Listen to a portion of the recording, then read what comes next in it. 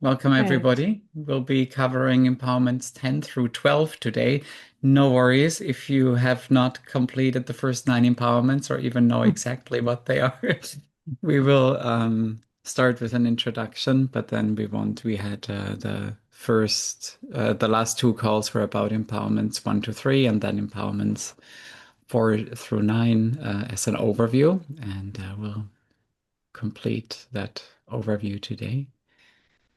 So, empowerments 10 through 12, maybe the first nine empowerments, just to recap briefly for those who weren't here last time. The first nine empowerments essentially help to integrate the recognition of open intelligence, our true nature, into all aspects of daily life through short moments repeated many times until open intelligence is naturally, spontaneously obvious at all times. Empowerments 4 through 9 in particular highlight various relationships, data, meaning thoughts, emotions, sensations. We just call them data, that might feel difficult or challenging to rely on open intelligence in those circumstances. So that's what empowerments 4 through 9 do a deep dive on. And then in empowerments 10 through 12, we then make open intelligence obvious in all daily activities and gain confidence in open intelligence and how to support that. And it's also includes a review of those first nine empowerments and how to integrate it more and more spontaneously into all daily activities, as it says here. Beautiful texts that just also I remember when I was in Empowerment 10 through 12, just reading the text, the teachings again and again evokes that recognition, that open intelligence, just like the sun pervades all of space, open intelligence already pervades all of our daily life. It's just usually not obvious to us. And then upon the recognition, once we've recognized our true nature, open intelligence for the first time, all that's left to do, so to speak, is to recognize it again and again. And empowerments 10 through 12 have also a lot of metaphors that illustrate how that can happen very naturally and organically. And it also speaks about resting in the powers of great benefit. So we bring together the restful, calm, spacious essence of open intelligence with the power to then act in the world with wisdom and compassion, you could say, with our natural strengths, gifts, and talents. In open intelligence, degrading and diminishing aspects of data are cleared up and very powerful energy is released, the powerful energy of beneficial qualities and activities. So, the degrading and diminishing aspects of data that we're probably all familiar with is when data aren't recognized as the shining forth, as the natural dynamic energy of open intelligence. Often data are can and will be used against us and others potentially. And so the more we integrate the recognition of open intelligence, that dynamic of using data against ourselves or others, so to speak, is naturally falling away. As with all the other empowerments, it isn't so much about trying to be a good person or trying to do the right thing, but returning to our already beneficial nature and letting all the qualities and activities naturally shine forth, come through this beneficial nature. Do you want to continue here, Kathy? So we rely on open intelligence rather than on emphasizing data streams. With this, there's open intelligence spread throughout data without rejecting any particular datum at all. The emphasis is on open intelligence rather than on data streams. This is similar to a spontaneously allowing a heavy load to fall to the ground. So, yes, the data meaning all our thoughts, emotions, sensations, anything we can experience and describe, we call data. And so there's this choice we have in every moment to either rely on open intelligence, what's looking right now. That's open intelligence. It's not a special state or something that we need to cultivate. It's just naturally present right here. And we choose to recognize and rely on open intelligence rather than emphasizing, elaborating, or describing all our thoughts and emotions. And that really empowers a shift in how we can be in this world, basically, when knowing how we focused on all our data, what are we feeling today, what are we sensing, what are we thinking? There are many thoughts, many emotions, maybe even contradictory ones, and trying to figure out what's going on. Just relying on these descriptions is one way of doing it. And here, getting to know what is at the base is fundamental to everything. And getting to know, to familiarize oneself with that open, spacious, natural presence of open intelligence is the emphasis is more on open intelligence without ignoring what's happening. But it is similar to spontaneously allowing a heavy load to fall on the ground, because there's not trying to rearrange and hold in place data streams. So all data rest in open intelligence's potency and with the focus on the further empowerments, and which is of course a natural follow-up from empowerments 1 through 9, where we get familiar with open intelligence in all our with all our feelings and thoughts and relationships, and especially also the relationship with ourselves. But we recognize that it's not only about open intelligence being something separate from these data. It's open intelligence as the energy of all our feelings and emotions and sensations, which is a potent energy. So getting to know that potency, that dynamic energy, that is all data, that is all these emotions and thoughts at its core essence. And so all data shine forth as the potency of open intelligence and subside in open intelligence as a matter of course. Nothing need be done to change the natural, perfect flow of data, which then naturally comes about that we don't need to change the natural flow of data, of our thoughts and emotions. We don't fight anymore with them, with ourselves and all the things that come up or what we are thinking. There's a natural openness in all experience, and getting to know that potency, that power that is just within everything. And that is then rest in the powers of benefit and wisdom, compassion, these aspects, even though these are also labels, we're not trying to cultivate them. They naturally arise from taking short moments of open intelligence. Yeah, that's the key practice or key instruction, just to recognize open intelligence in short moments so we don't make it into some kind of state. Then we recognize that, like a rainbow in the sky, data, so our thoughts, feelings, and sensations are vividly present, very clearly.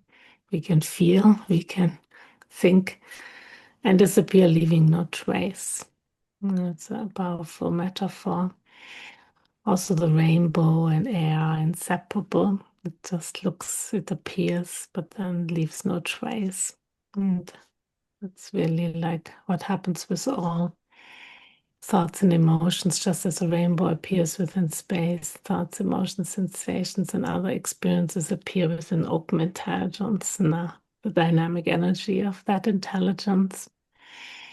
So we can access that and empower the later empowerments focus on the recognition of potency and that beneficial energy, even though it's introduced at the start with the introduction to open intelligence.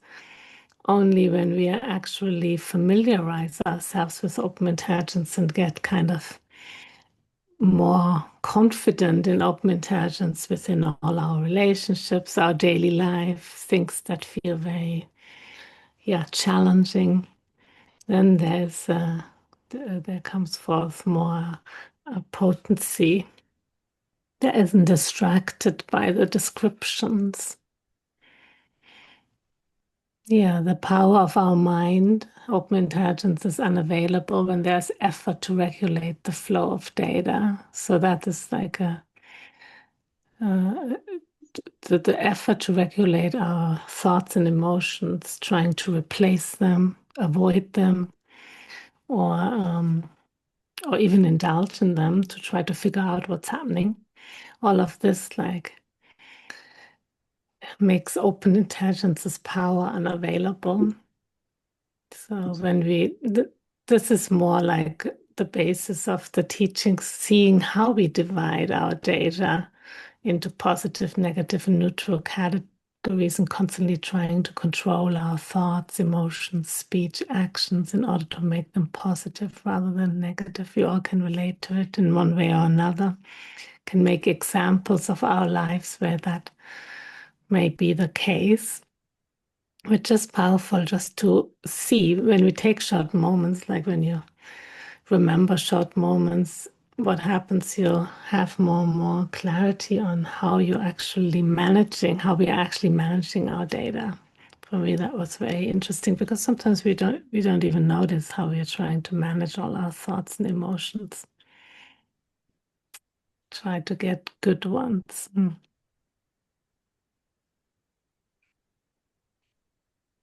Yeah, this is another aspect of the later empowerments that we recognize that data are a single stream of evenness and equalness that are inseparable from open intelligence, like the color blue is inseparable from the sky.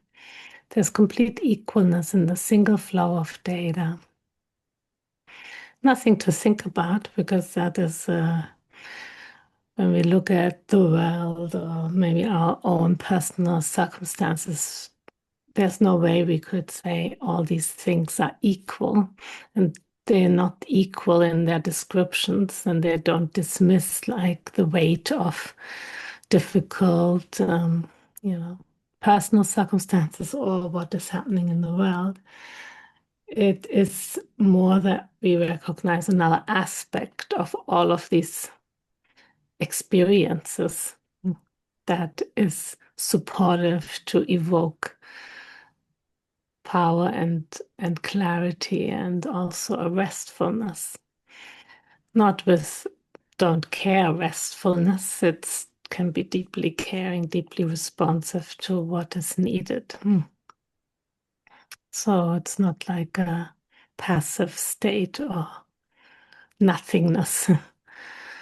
It's actually filled with liveliness and clarity as well.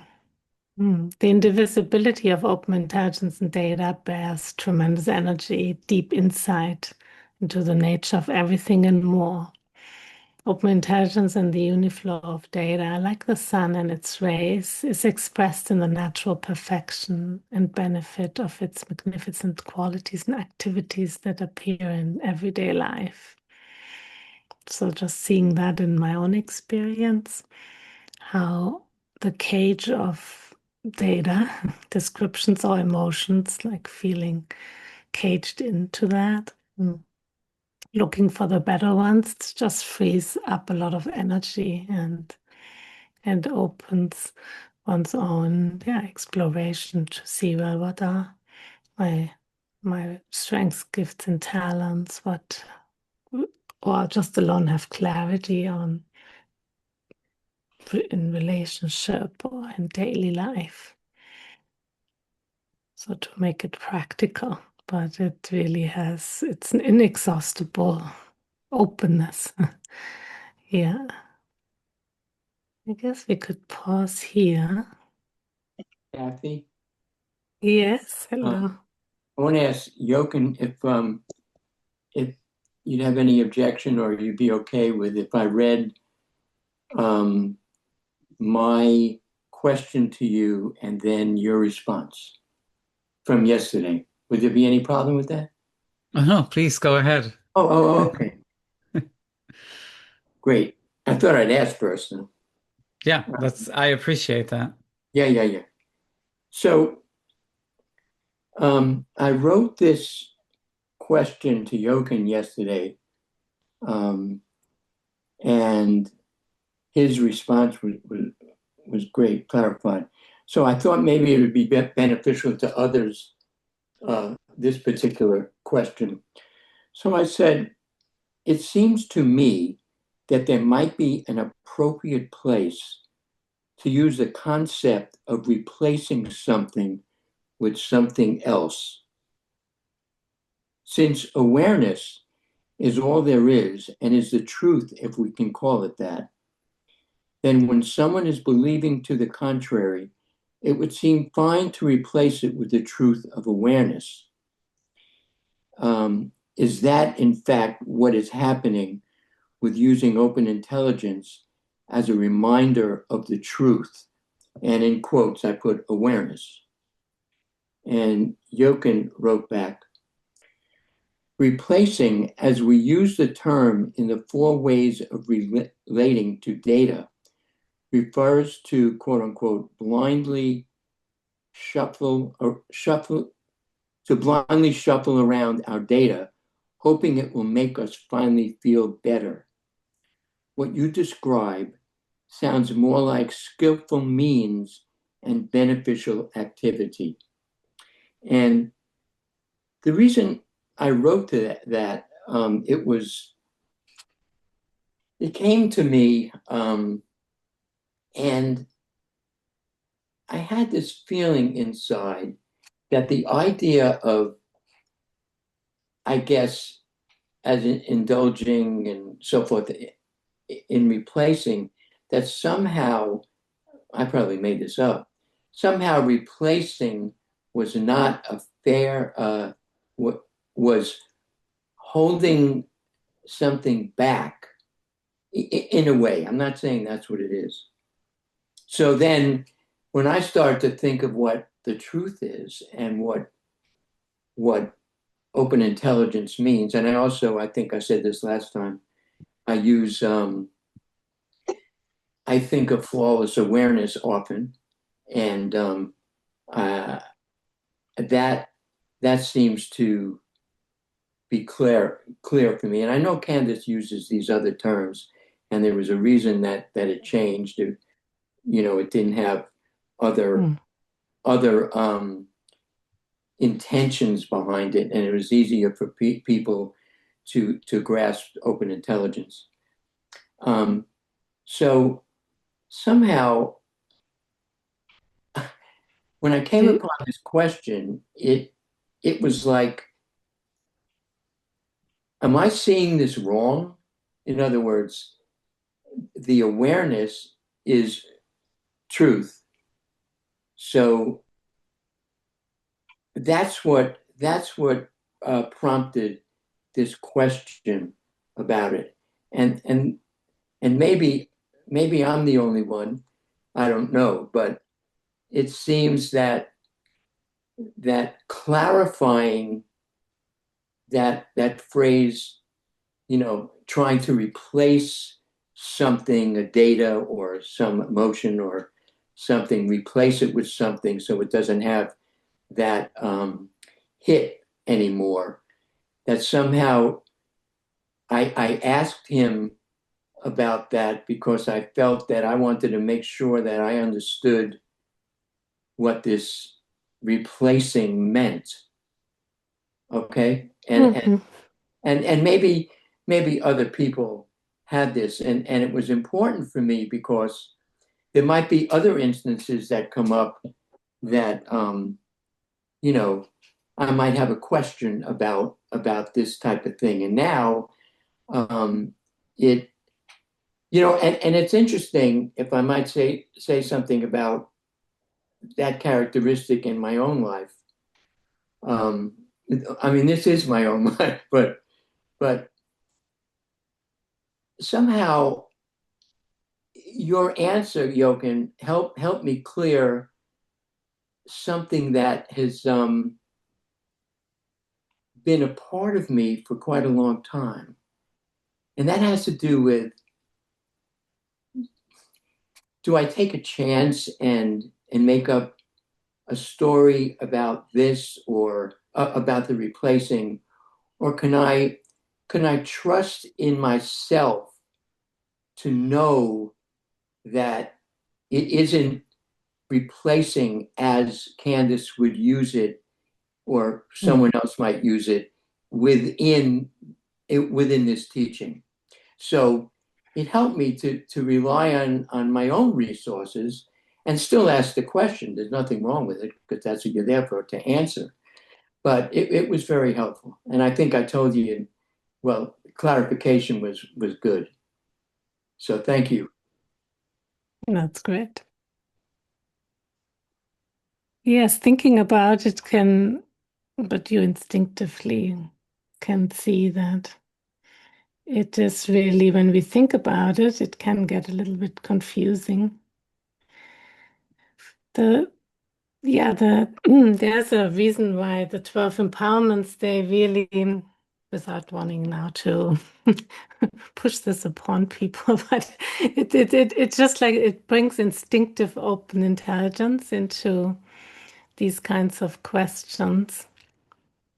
Um, and makes it, because really there's only open intelligence and it's dynamic energy. So at one point, even replacing is just like, but you need to, one needs to understand, and you, I think, got that with Jochen's response, that we need to understand how we replace data before we recognize open intelligence as everything. And not make open intelligence investing into another datum, because that is, then we could replace very well, like our data, with some good new ideas of open intelligence. But at one point, I really also noticed that we don't need to think about it too much once really introduced to open intelligence and gaining confidence. We might think about it at times, but it, the confidence really brings another depth to the recognition. Yeah. Mhm. And then there's more and more instinctive open intelligence, even though we might just, because there's really always open intelligence in everything. Mhm. Yeah. Good, but glad it was supportive. That's perfect. Anyone else who has a question? Or share how the 12 empowerments are going? Or it's also nice to meet you, Lutz. Can I ask a question? Yes, who's that? Mike, Mike, okay. Mhm. hi. Hi. It was on that point about trusting in yourself, basically, to be uh, able to actually intuit awareness in some way. Um, I've experienced this thing now where I think I mentioned it before, or in a message or something, that when I take a short moment, uh, um, I'm not sure exactly sure what is happening, but it feels like there's a sort of an impulse that happens to take a short moment, and then I hear in my head a voice, my voice, of course, saying, um, "Take a short moment." But it's so close, that I'm not sure whether I'm cueing myself to. It's my ego is actually cueing me to experience. Although my ego is supposed to be virtual, isn't it? My ego is cueing me to actually. So it's sort of masquerading as the instigator of this that I'm trying to do, and or that I'm in the process of doing, and then I'm not sure whether I am actually in what you just um, highlighted about Robert's experience, that in fact there might be some sort of that there could be a danger that you that's right, that's actually what you're doing. Sometimes you're co-opting the open intelligence and sort of it's another piece of Mm-hmm. data, like a replacing negative thoughts with good thoughts. Yeah.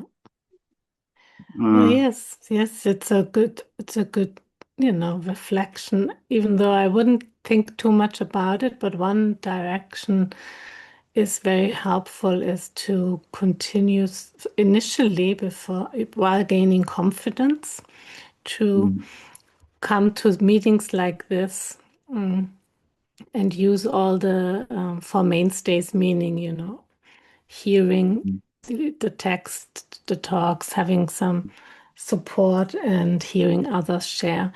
It has something to, because along the way we will all make ideas around open intelligence. That's natural. mm, Um, uh, we'll, we'll, we'll actually experience everything around that.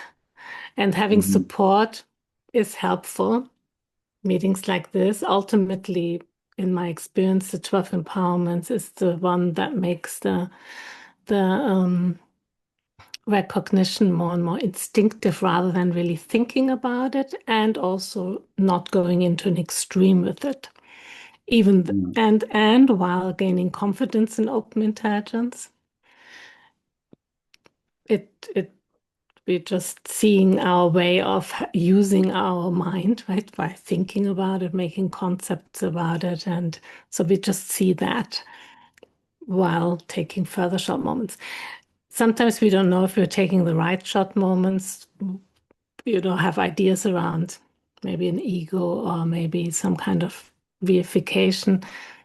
Just continue taking short moments without looking if the quality is good. Just taking short moments is more important, and coming to meetups like that. Yeah. And or yes, doing the 12 empowerments. That would be mm, my, like these kinds of things to just be very, yeah, to just be reminded again and again that open intelligence is everything. mm, It's something that conceptually is clear, maybe, or everything is included in open intelligence. But now we want to really instinctively recognize that that comes about with more and more confidence. mhm. Hmm. Does that clarify a little Yes. bit? Mm. Thank you. Yes. Paul, you raised your hand as well, and Amanda. Kathy, you looked down, so I just wanted to That, mention it. Yes. Um, some of the last words for Kathy were open intelligence is everything. And I'm having the sense as we gather um, that the totality of this gathering, these images on a monitor, the set of trees outside, these exchanges, every person here, every activity, every thought, every emotion, the totality of all that appears is this open intelligence. So we have open intelligence on display as we sit in a group looking at monitors and images. And then within the totality of this open intelligence is a character named Paul or Holly or whatever.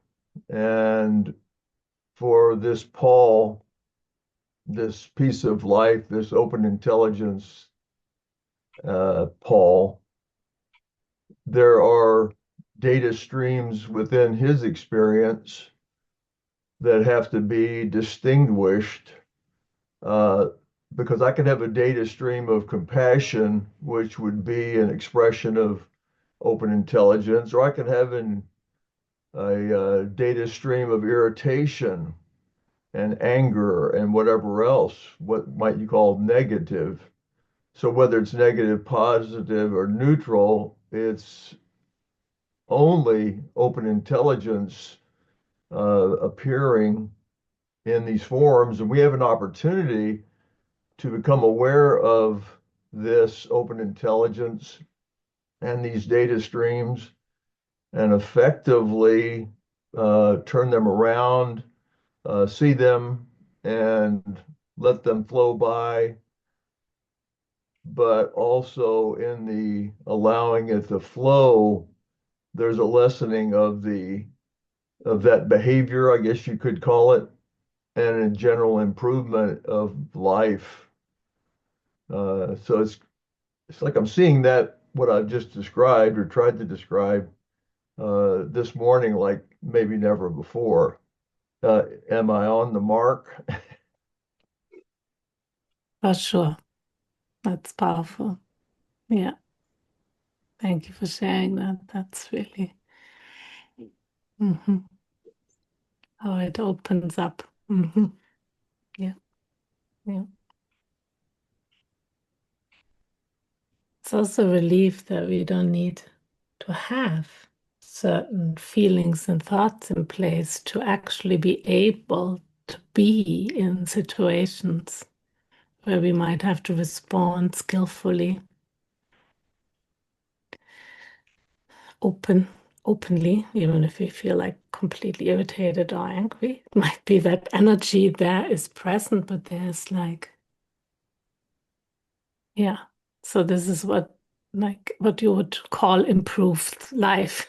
It improves life and relationships because we're not at the whim of I need to say everything I think and feel like right away out there to that person, making it now an extreme example, but yeah. We might have other mechanisms that didn't allow us to do that, but there is something where we don't dampen down this potency. Yeah, nice. This is then further empowerment 10 to 12. Is that, yeah. But it's beautiful. Thank you for sharing. I mean, it was just like really could feel it in the heart.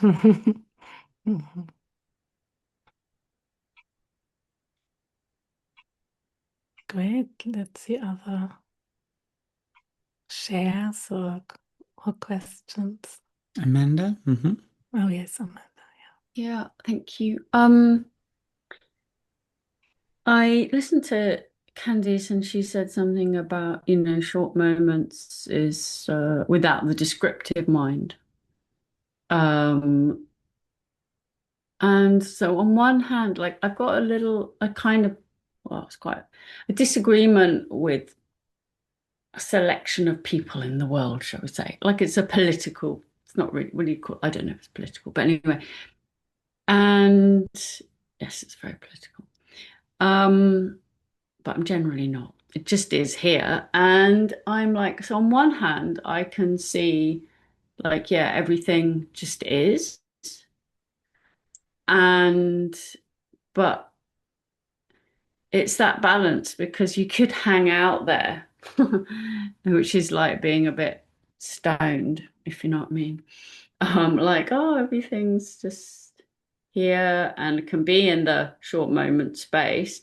But then I find everything just is a bit more peaceful, and there isn't the thinking mind in the same way. So I guess my question is, it's quite hard to have an opinion about something that matters in the world that I want to put my name to or care for, and also not see division. I don't know if I'm making sense. So not to become passive, you know. Um, yeah, I don't know. I don't know if that's not really well, there is a question. Yeah. I don't know how I'm either, I can't feel like I can be in a short moment and everything's kind of, yeah, well, um, or it's quite hard to hold an opinion and be in a short moment, but I feel that sometimes, it's important to speak for something. Yeah, I wondered if you've got anything to say on What if you didn't need to hold tightly to an opinion and still be of great benefit in the world?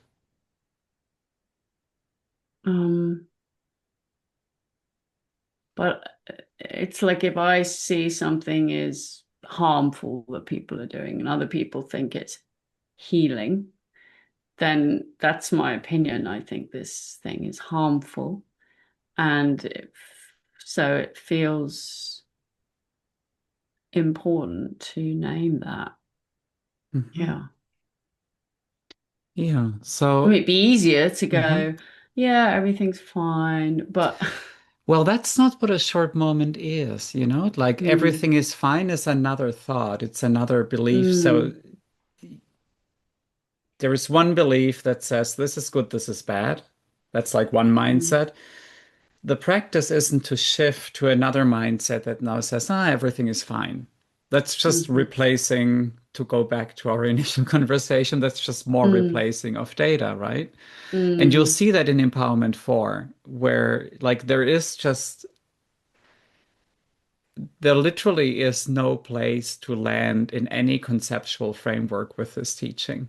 That's what makes it so frustrating sometimes, especially for people like me who are like my whole life was in my head, mm, basically. mm, mm, Sometimes in my body with feelings, but I usually try to resolve them mm. in my head as well. So, anyway, that's where I was living. And so, to not have that framework of right or wrong as a landing place made it really difficult for me to like really do anything or know anything anymore. Yeah. Fast forwarding this after many, many short moments and, the empowerments and teachings and the knowing of what's needed in any given moment to be of great benefit does not require firm opinions. The difference is, like I'm not saying you would ever do this, but when I think back on how I used to be in conversations that were driven by my opinions about what's right or wrong, Mm. usually it wasn't very helpful for the No. conversation to enter them with that mindset. Like very few people enter this kind of conversation Mm. with one opinion and come out with another opinion. It's just Yeah. I'm not opinions, really talking to those people because they won't listen anyway, but I'm talking to the right? ones on the side that haven't really thought about it. And I'm going, Okay. maybe if you thought about it, and they're like going, oh, yeah. Right. So this is the thing. In order for us to care, we Mm. don't need to have that intensity of needing to divide everything into right and wrong.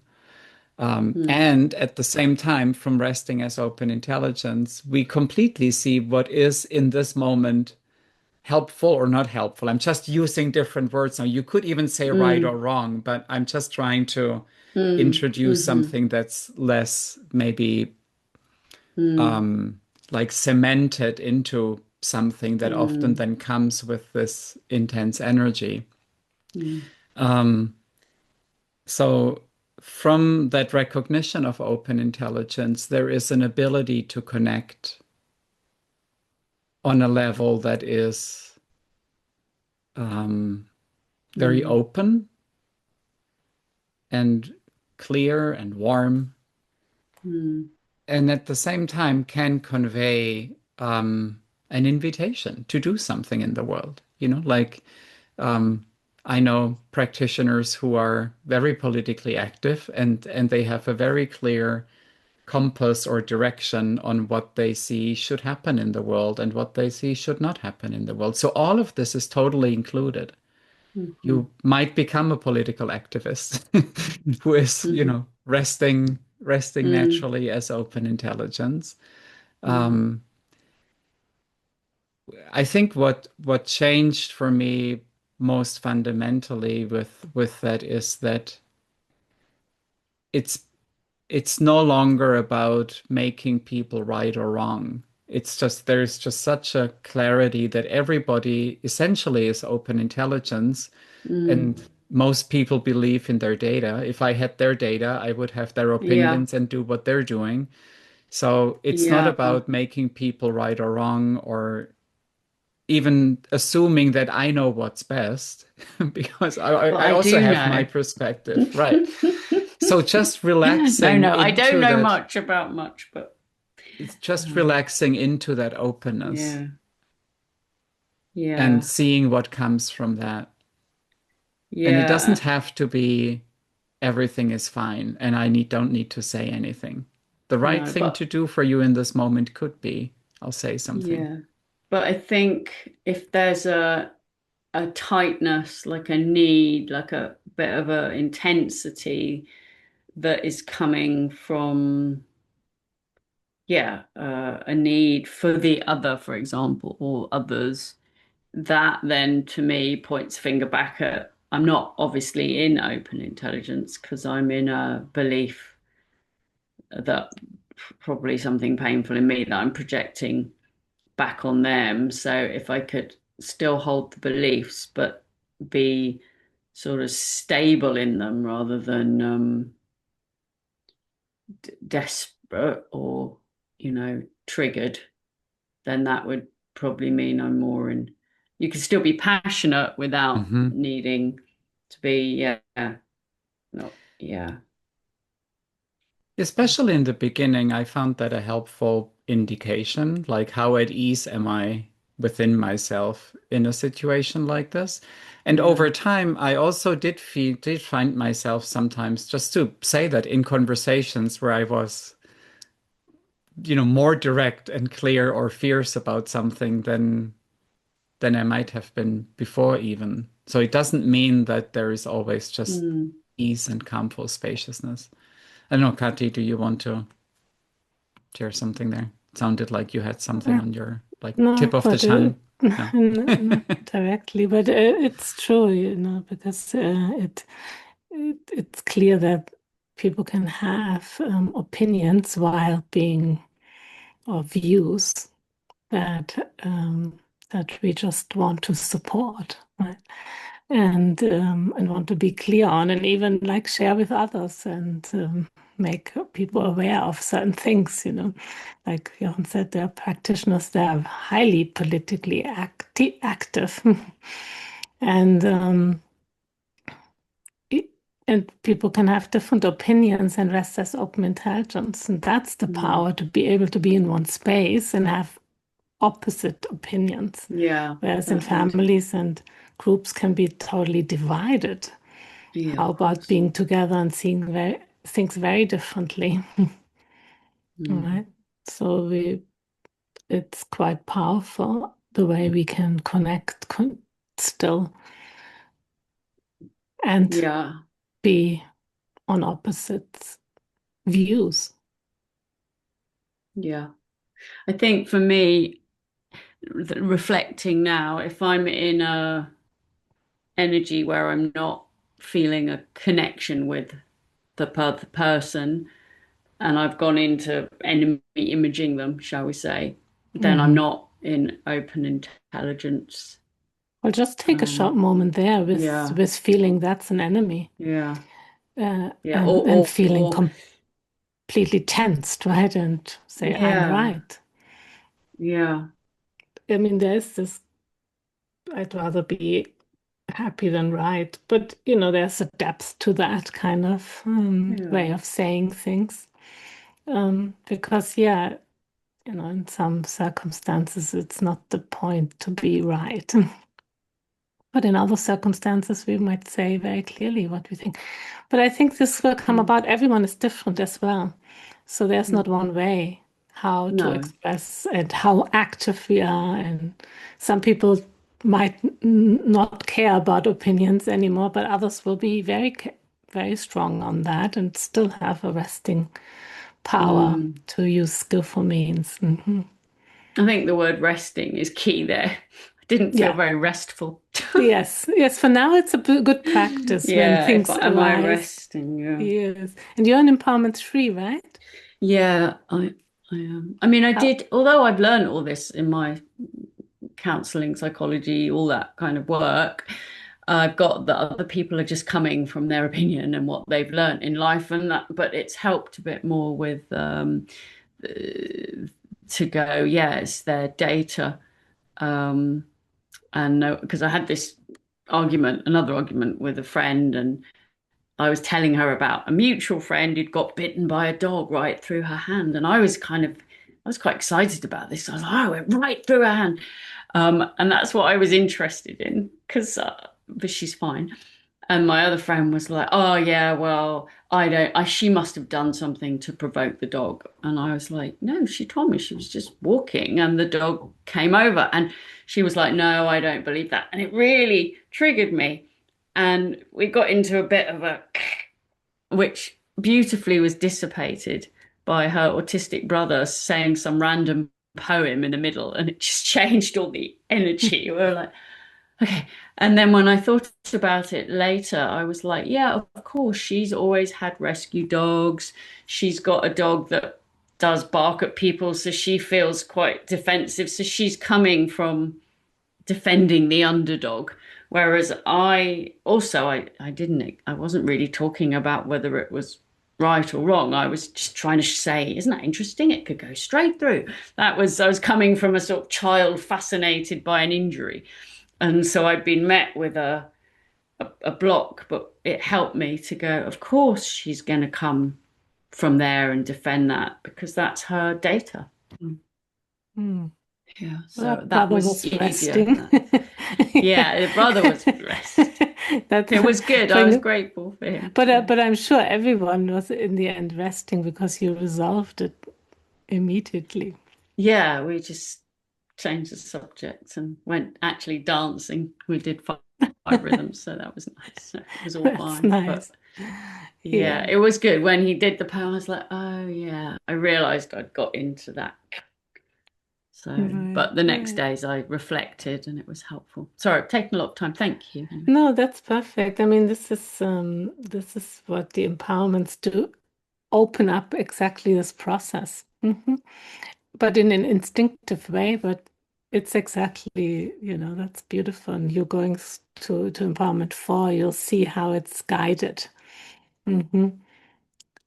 to come to these,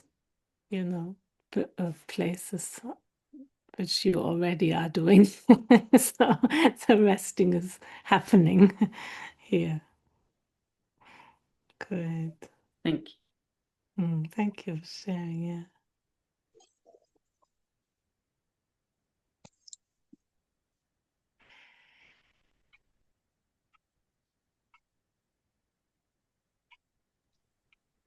Hi, it's Wendy.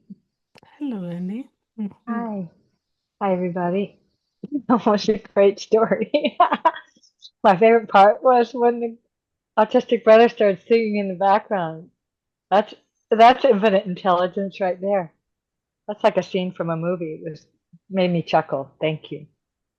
And to that point, I think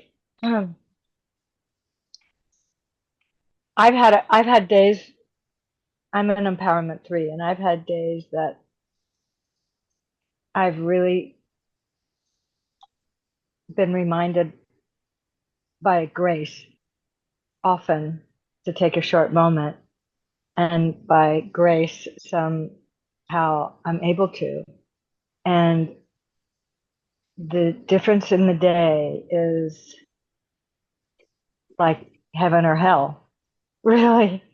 And then, so 2 days ago I had that day, and then yesterday I had this day where there was this project I'm working on that had a time deadline, and all these technical things happening, going wrong, and I didn't take a short moment. I was just in that mode that I realize I can get in a lot in life, which is just pushing, pushing towards something, or just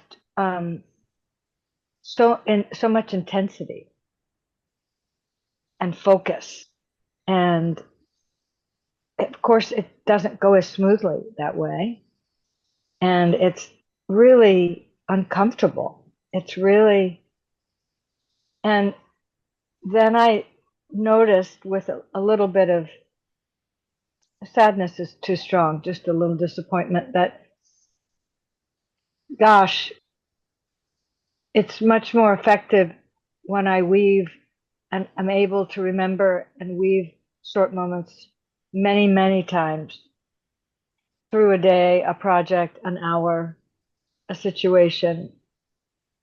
Because the accumulation of several hours, like 4, and barely remembering, and the and the just feeling inside like, tense, and holding this project so tightly. And I, I, the opposite word is rest. And I think when I am most grateful for what this teaching has brought to my awareness, it's that element of rest. Because I worked so hard at meditation. I worked hard at everything because that's the data that I believed was the most effective technique. So, yes, this idea of rest, and then the short moments too, because I might have an incredible meditation in the morning, but by 4 o'clock in the afternoon, I'm in this mode again, this gear of what I think is what we do in this life to have a happy, successful life. But I'm just beginning to,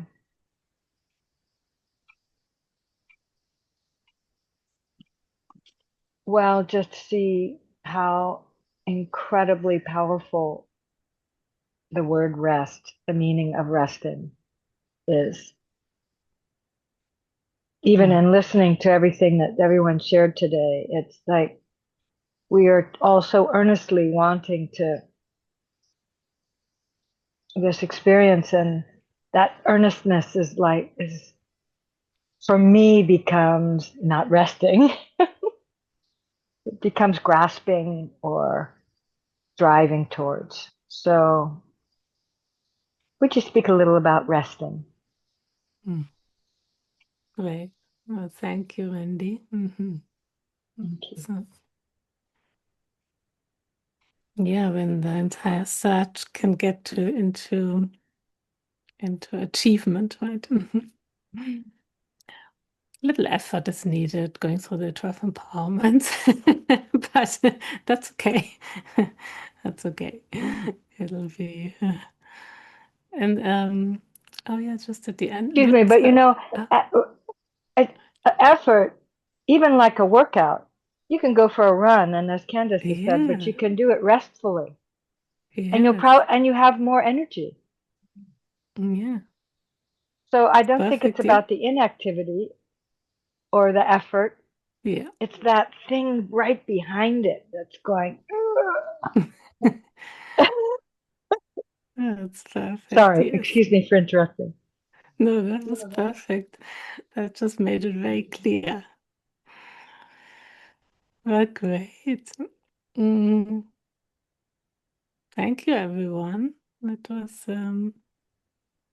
nice to be together, hear from everyone. Anything else before we end? Great. Good to see you all, friends.